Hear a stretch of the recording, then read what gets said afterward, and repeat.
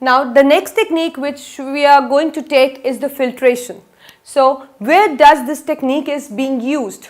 So it is actually used to separate a solid from a liquid. You can say we can use to separate a solid from a liquid, in which the important thing is being that solid should be insoluble. That means we have got a solution in which we have solid and liquid, and you can say the difference between the solute and the solvent is that the solid is insoluble in that given solvent, right? So how we take it? So we are just going to study it. So again we are going to take a beaker in it, you can see a funnel in it. This is a filter paper. We have got another clean beaker. So how we are going to take it? Before I make you understand this diagram, I want you to look at this side so that you should know. I'll take an example and you should this thing be understanding in a better way, right? So I am taking an example of sand and water. So I am taking a beaker, right, which contain water. A known amount of water is there. I am adding sand to it. So we get a sand solution, right? Then what I am doing it, I am just keeping it aside for few minutes. What happens? When we add sand to it, with the help of stirrer, we just stir it. I think it's clear, because when we are adding anything to any substance, we need to stir it so that it gets dissolved. So it is none of our business whether how much it is going to dissolve, but in this case we should know we are trying an effort best to dissolve it, right? So we are just adding water, adding sand to it and just dissolving, you can say stirring it with the help of stirrer. Then I have just kept this mixture aside undisturbed for a few minutes. Then what I get to see that some solid particles, the sand particles being heavier settle down, and this is the water. Then I am carefully I am pouring this liquid. I am taking a funnel, right, in which I have used a filter paper, a conical shaped filter paper I have used, and I am just with the help of beaker, this solution, I am just pouring this solution which has the sand particles as well as this, and we have one more clean beaker which is just kept below the funnel, right. So what is happening? I am just pouring it. So you know what is going to happen. This filter paper has minute pores.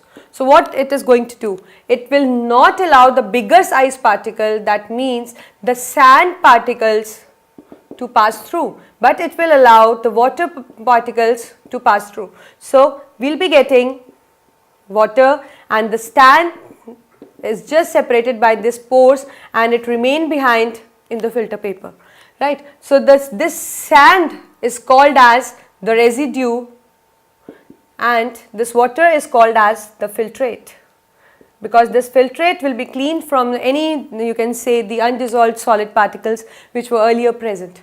So this is how we take it any example and just explain by the process of filtration. So again I am doing it for you from this picture. You can see that here is a beaker which contains the water, and or you can say any liquid with solid, and the property is that that solid do not has a tendency to get dissolved, right. This is a funnel containing a filter paper, and there is a clean beaker. We are just pouring this solution into it. What it is doing, it is allowing the minor, you can say the smaller particles of liquid to pass through it, and the larger size particle just stays behind it, because they cannot pass through the pores of these pores, the minute pores of the filter paper. So you can say they just stick to it. These blue ones can pass, these are the water molecules, and these black ones cannot pass because they are bigger in size, so they stay behind, right. So we conclude that what was actually happening in it, or what is the principle behind. The principle is that the particles are of different sizes. We know that some are bigger in size, some are smaller in size. So in this case, the larger particles of the insoluble solid is present, and the smaller particles of the liquid was present in the solution, which these bigger ones get stopped by the pores of the filter paper, and the smaller ones just pass through it, right? So that means this filter paper acts as a sieve. It has got pores, so it is allowing some particles to pass through it, but the larger size to do not pass through it. So that means it acts as a sieve, so it does not allow the bigger particles to pass through it. Now the question, we'll be discussing one more question. So if I take a same apparatus, right, and I'm making a salt solution. How can I make the salt solution? You know that I can take a beaker, I have water in it, and I've just added a spoon of sugar to salt to it, and with the help of stirrer I've just dissolved it, right? So when I use that mixture or solution and I pass it through the filter paper, what you are going to see? Can the salt particles get separated by this filter paper or not? No, they are not going to separate by the filter paper. The reason being, you know that we have three kinds of solution: true solution, suspension and colloids.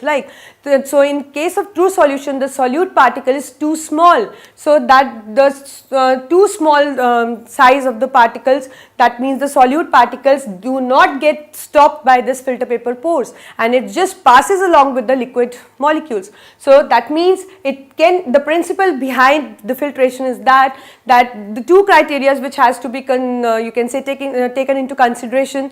The first being, the solid which is used should be insoluble in the given liquid. The second one is that the size of the solid particle should be bigger, right, because that means it should not pass through the pores, and if it do not pass through the pores, it is left behind and it is obtained as a residue. So this is how we explain the process of filtration.